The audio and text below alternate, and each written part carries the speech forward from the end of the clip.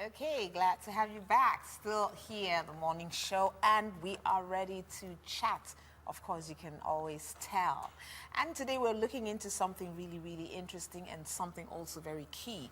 I mean, a lot of the things that we do, that we say, even here on the show, for the most part, are geared towards bringing about a positive change, in the way that people think, in the way that people do things, their mindsets, and ultimately creates a positive environment, where they can thrive and be who they are supposed to be, fulfill their purpose in life and all of that.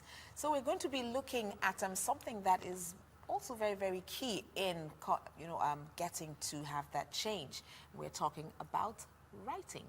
Writing, the culture of writing. Where is it? Is it still in vogue? Is it lost or still practiced? Well, that question will be easily answered by an author. And of course, we have an author here. You watched a short clip of a video earlier on talking about lessons of the father, yeah?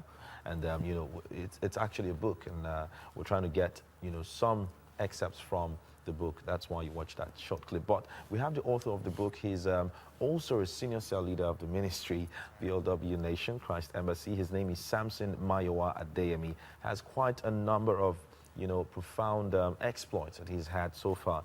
He's an author of Undisputed, which is the most recent book. It came out in December 26, 2015. And then he's also written Lessons from the Father, which was written in 2013. He's a motivational speaker, the founder of speaktossamson.co.uk, which is also an inspirational platform, and is a dynamic youth leader in the BLW Nation. It might also interest you to know that he was a youth member of Parliament in the UK. Good to have you here. Good morning. Having you join us. How do you do? He's actually known as Sam the Great. Good to have you here. Thank you very much. Welcome. Thank you. Okay. Do you like my couch? She likes to ask that question. This is the first time I'm asking this question. In this year. It's very comfortable. This is a year of spreading joy. Yeah. And I prophesy that before you ask the question, you get the answer that your couch is nice this year. Yeah. Okay. Absolutely. Okay. Before you came, we actually played also, reminder of Power of the Mind by a dear man of God, Reverend Dr. Chris Oyakilome. And the passion which he spoke about the book was just rife, So I want to find out from you, because you're an author. That's right. What goes into the processes of writing? Sometimes I also think of writing, but then sitting down takes a lot, to put your thoughts, in a direction. And then looking at a man who is a pastor of the world, he's up and about, his different things, all through the year. You wonder, how would he have ever gotten the time, to write? Let's start from there, and then of course talk about the book.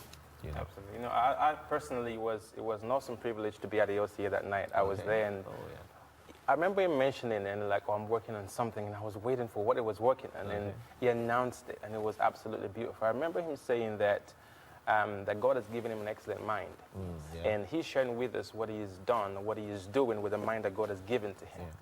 And just from the things he said that night, you could tell that he's put himself into that book. And he put a challenge to us, and he said that take this book to any school that's not doing well, and watch it turn around. Exactly. Watch it turn around in a year's time. That's true. When you look at writing, you have to take it back to what Pastor Chris himself said. Thank you, Pastor Chris, for everything you've done for me personally. Pastor once said in one of his youth conferences, when he talked about being a success, and he said success is making others think like you. Okay. And how do you make others think like you if they don't understand your ideology? Writing is not as hard as people think it is. Really? And that's not necessarily because I have 2 books out, but I've also spoken to a number of authors. Many of them have done so well in life, but they find it so hard to put pen to paper. Okay. And that's why you find many people get people to write their books for them. But I think the main question one needs to answer when it comes to writing is, what do you want to say? Okay. Why do you want to say it? And what change do you want to make? Okay. If you can answer these questions, you can go ahead and write. Really? Of course, there are different times where some people call writer's block, where you're so excited to start, I'm going to write a book. People say they want to write a book all the time, but how come we haven't seen their books out yet? Because it's not about starting. It's about, and Pastor talked about stickability, staying with it and finishing. Those things are really key. But one trick I always use, which works for me, is I get the cover of my book designed before I finish writing my book. And that way I can see the end result. And I always ask myself, but I think it was a communion service or one of the programs, the pastor talked about writing and talked about the gift of writing, and he emphasized on it a lot. And I thought, the beautiful thing about writing is, whatever you put on paper, 20 years, 100 years, a million years from now, it wouldn't change. But if I were to say something today, verbally, and somebody, I mean, I'm sure you heard of Chinese whispers, where you whisper something to somebody else, and by the time you get to the 10th person, it's a totally different story. But with writing, what you want to say would come out how and exactly how you want to say it. That's the beauty of writing. And everybody writes. People sing, but guess what? Before they start singing, that's pen it down. That's true. People make movies, but before they make those movies, so writing is not so hard. And it's still in vogue, very much in vogue. And if it looks like it's not in vogue, we're bringing it back in vogue. In vogue, right? That's true.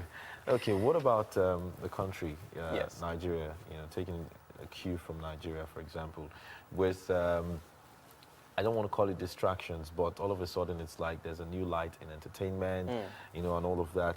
We see a lot of youths tending towards that you know, direction. You hardly find people write, like in the younger generations, or the older generations rather, Wallace Soyinka, Olarotimi, and the likes of them. You notice that many young people would look after or look, you know, to them to want to write in their times. But now, where are they? Do we still have them? What's the solution? Again, it's what impact do you want to make? I always ask myself before I do anything, what's my motive? Now, the motive for some young people nowadays is, I want to be known, I want to be seen on TV. For what reason, they don't know. So the quick fix is, let me just bring out a single, and everybody likes it, it's a hit, I'm known already. But then they don't think impact.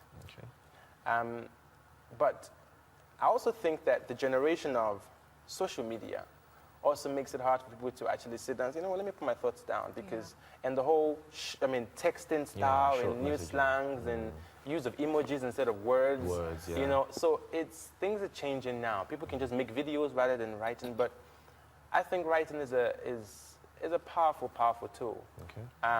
It's something that I believe has come to stay. I still personally like the hard copy because it feels like a book. However, Pastor did talk about we're in a paperless society, and maybe people are starting to embrace that more. So, and a lot of people do write. I think the issue really is a lot of people do not finish their writing.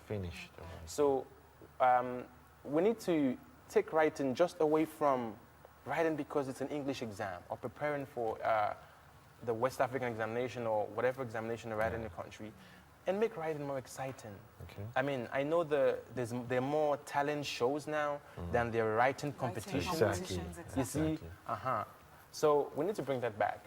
They're more debating things rather than, you know, spelling bees like it used to be before. So if we reintroduce the strategies that were used in the past, then we can bring this discipline back. And we can change more lives through writing. Okay, would you say that we have, it's not awareness really, would you say that we have imbibed enough the culture of actually reading? You know, some people say if you want to hide something from an African, just put it in a book. So, first of all, do you believe that? You know, so even as much as, you know, we are reviving, maybe not reviving, but, you know, reinforcing, you know, the culture of writing. I mean, someone has to read what you're writing. So, you know, what can you say about that? Again, someone said that there's really nothing new anymore in this world, and if you want to discover something, just go and read enough books. I personally don't think that we have imbibed the culture of reading enough. People only read 2 days to the exams, and it's a culture which I call the chew and pour culture. You just put it in your head and get to the exam and throw it down. And I think that's where the problem is. The problem begins from the educational system, where people don't learn They only learn for exam purposes. They don't learn to they don't learn to know, you know. So I think if we encourage free reading, and I think it's not something we start in secondary school. I mean, for example, when Pastor was talking about the power of the mind, he talked about how a child who's about 8, 9 years old should actually get the book. Yeah. Okay. I'm thinking maybe even younger. Okay. Because, I mean, our kids are exposed to so many things nowadays. Even at younger ages, that's Absolutely. I mean, you hear kids using some big words they can't even spell. Why? Because they heard it on TV, and it sounded so cool. What if we introduce reading to them from a young? I mean, these are the things that people in, I mean, other westernized countries do. They introduce reading to them. They don't make them write anything, but in the African countries, we want them to learn the timetables. We want them to learn how to spell the big words, but not express themselves. So if we come to maybe our primary schools and teach them how to express themselves a lot more, encourage reading maybe small storybooks, and then bigger ones as they grow, I think we can gradually solve this problem of I don't like to read. Okay. Okay, one more question as regards reading.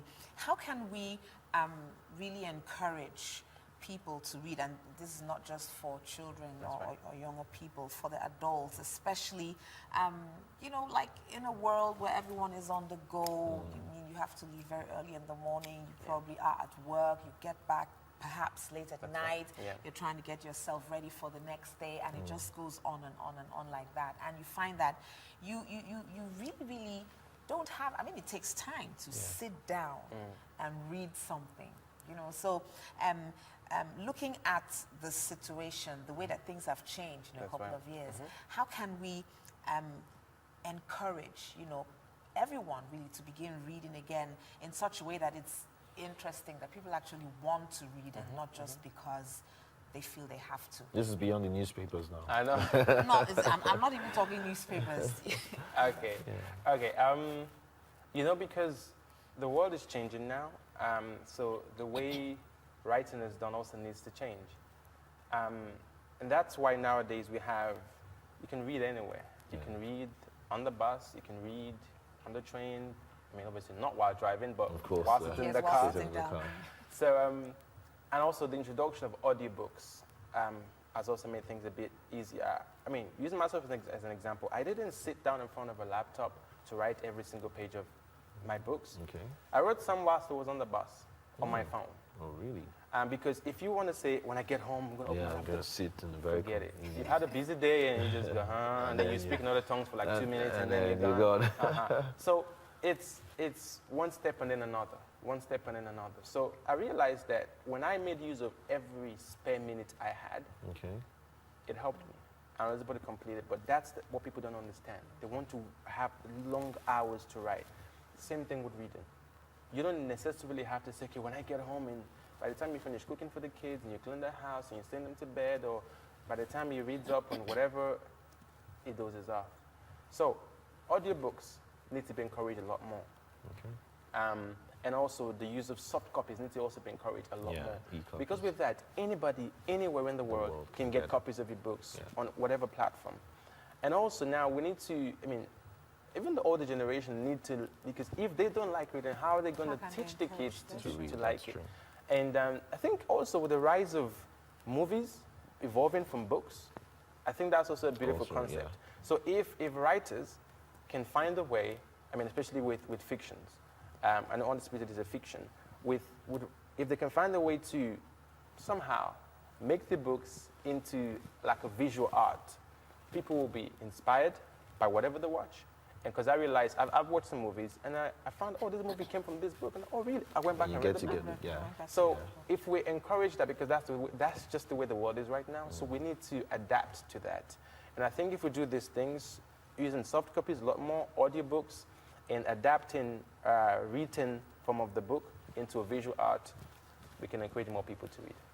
All right, so let's go to your book now. All right. Let's go to you. Let's go to Sam Adeyemi. I'm holding a book here. There are actually 2 lessons from my father. That's right. Which, of course, the clip you watched recently, it will be on the screen shortly again, is still about the book. And then we have the newest one, Undisputed. That's right. And I should believe that you've gotten some inspiration from the bestseller. Totally. Okay, so tell us, did you study writing? You know, let's look at the journey, how you started, and then how it's been, your experiences. For me, writing is a gift. Okay. And I didn't realize that until my teenage years. I just realized that I wasn't the rapper kind of guy. I wasn't the football kind of guy. Okay. But I loved sport. I could get involved in it just for fitness sake. But I realized that when I wrote anything, randomly, either in an essay or just in class, it stood out. Okay. And I just thought it's just who I am. But I realized actually it was as a result of training. Okay. My dad, it was serious. He made us read everything. Guinness Book of Records, newspapers. When we were watching an exciting show on TV, flips it to news channel. And so we were really educated, and all that really helped us. Okay. So I didn't learn writing. But when you are in a ministry like we are, Believers Loveworld Nation, and you are under a man of God, Pastor Chris, who has written, books that have changed so many lives, and I've read a number of those books. There is no way the gift of God in you would not come out. Okay. Absolutely no way. And when Pastor tells you that success is impacting your world, the investment you've made in your personality, you then ask yourself one question. When you leave this world, what do you want to be remembered for? If you leave before Jesus comes, what do you want to be remembered for? When people hear your name, what comes to their mind? Yeah. These were the things that inspired me, and I asked myself one question. I want to make impact. How can I make impact? What do I have in my hands to make impact? And I used it in writing. Wow. So that's how my writing evolved. And I thought, my first book, Lessons from My Father, I really hope this one does well. I actually wrote this book. It was inspired by my physical dad. So when it's Lessons from My Father, people say, is it lessons from the Almighty God? Okay. No, it's lessons from my dad. Direct dad. People put lessons from my dad instead. Okay. Yeah. It's late now. Oh, and there were so many things he taught me. And I got to only spend the later part of his life with him. And then, mostly, because he traveled to the UK when I was a bit younger.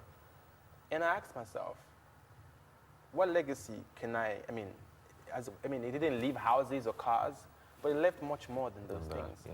And I thought, I'm going to be selfish if I kept these things to myself. Okay. And I wanted the world to hear it. And I put it in the book. And in this case, people read it. Mm-hmm. And in the video, there's an example of a young girl who said that she didn't value education, but then she read the book. My mom got the book for her, and then she understood that education was beyond the four walls of a classroom. Exactly. Mm-hmm. And I quoted Pastor in that book, actually, and I remember when Pastor said that the things you watch, the things you listen to, and the people you listen to, these are your teachers. So I made it clear that education only needed a teacher and a student, not necessarily a classroom. So that means we've been speaking for some minutes now. I've learned from you, you've learned from me. Yeah. You can learn from observation, you can learn from even animals, you can learn from different things. So I made them understand that education is a powerful tool and you can change the world with it. And so many other lessons in there that many people take for granted. But the general gist, what I've gotten from, in terms of the reviews from the book, is that it's actually a tool that parents actually use in helping their kids. Okay. And also a tool that kids use in helping themselves. Okay. So it was something that I held dear to my heart. And for a first book, there was this nerve, okay, is it going to do well? What's the response? And it's amazing. People have even come to me and say, can we translate it in our language? Really? I've had a couple of people come to me. Wow. So we're working on that at the moment. So we can reach much more people in their language. It's good that you're under the... And that was inspired by Pastor as well. Okay, I was just about to say totally. That. It's good that you're under a man who's translated the most, the most in the Bible, right? The book right now, just after the Bible, that's 662 languages and still counting. So that grace, of course, is on you to translate yours.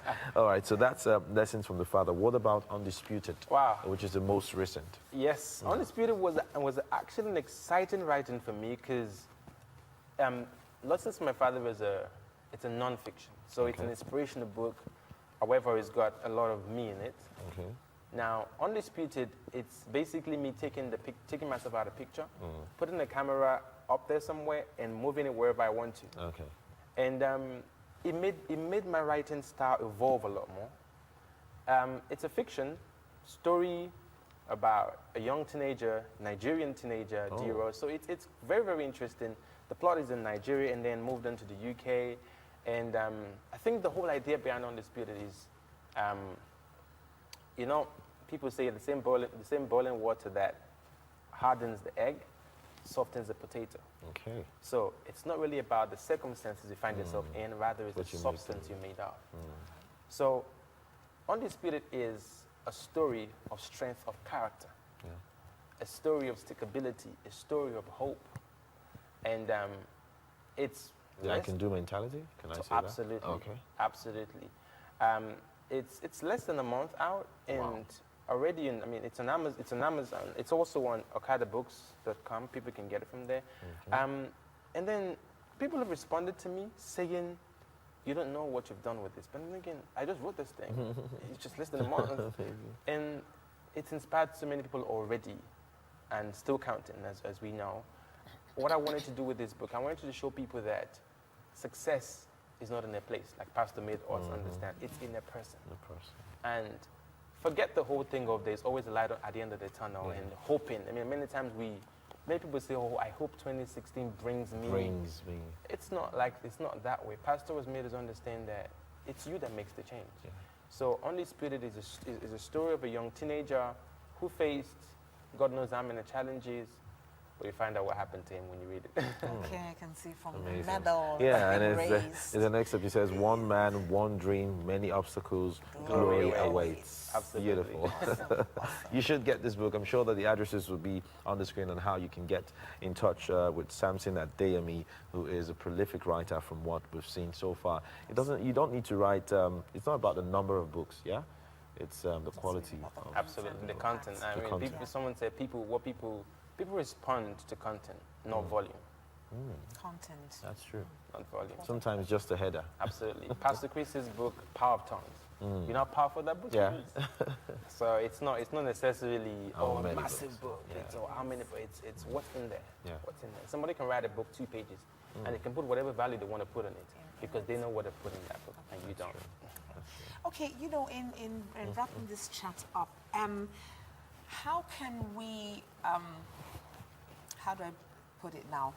We're looking at writing as an effective tool for positive change. We do know that some people are using the same tool for the negative.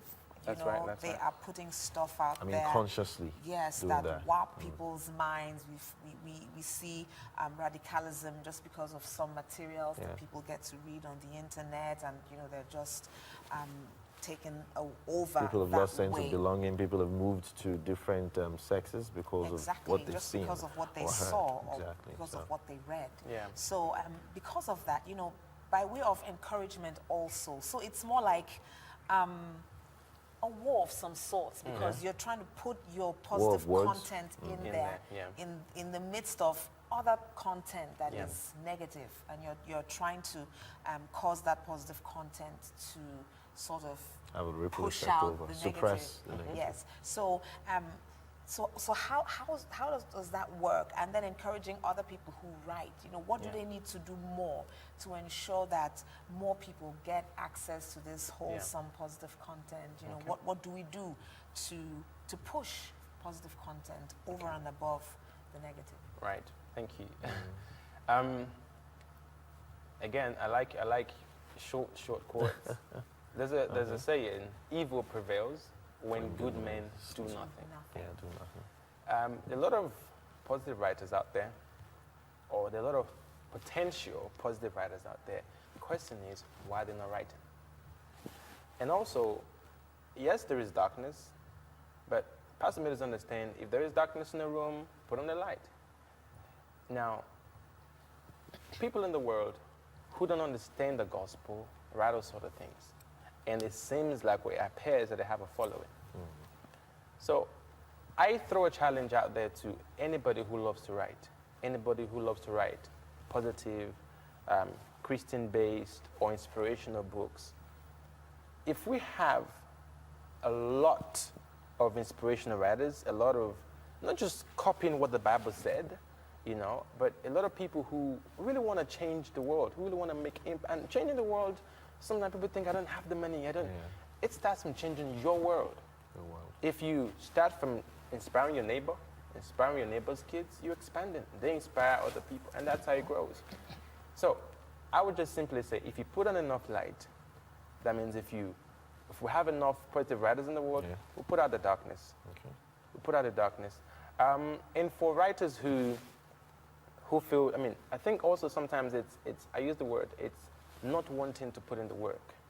You've written a book, doesn't mean that it's going to sell itself, or it's going to, when I say sell itself, not necessarily money, doesn't mean it's going to attract the readers by itself. You need to get it out there. I remember with lessons, I took it to schools, and they're wondering, who's this guy? It really doesn't happen. You know, I contacted the local council and say, I want this book in libraries, and they allowed it. Wow. I was invited to, they had this normal Black History Month they do every October. I was invited to the council celebration to speak to their staff about it. I thought, this book needs to get to the hands of politicians. So I sent it to some members of parliament in the UK at the time, last year? Yeah. These were things that I did by the inspiration of the Holy Spirit and by the inspiration from a man of God. If you really want to change the world, you've got, how hungry are you? How determined are you?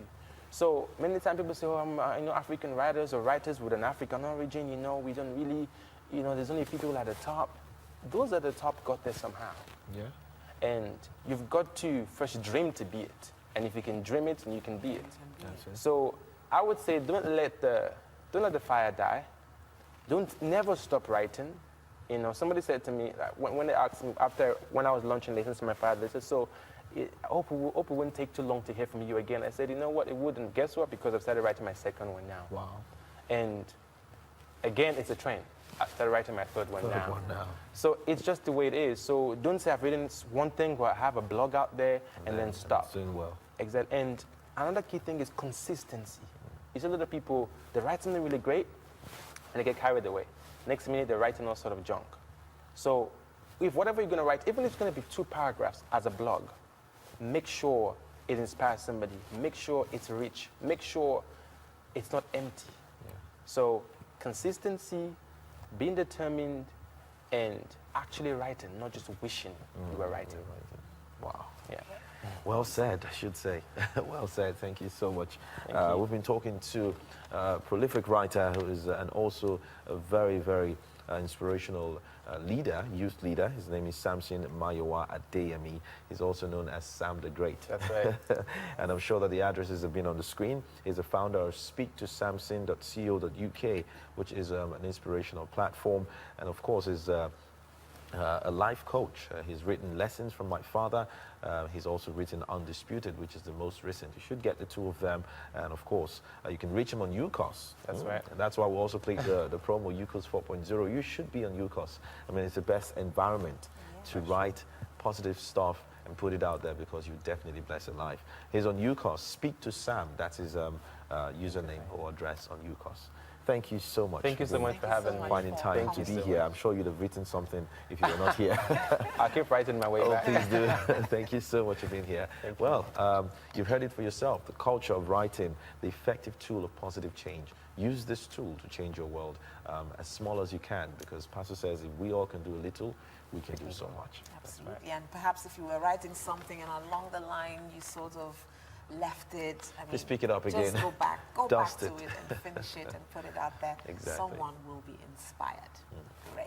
Thank you. All right, we've had a lovely time so far. Once again, thank you very much. There's so much more coming your way on the morning show. So stay.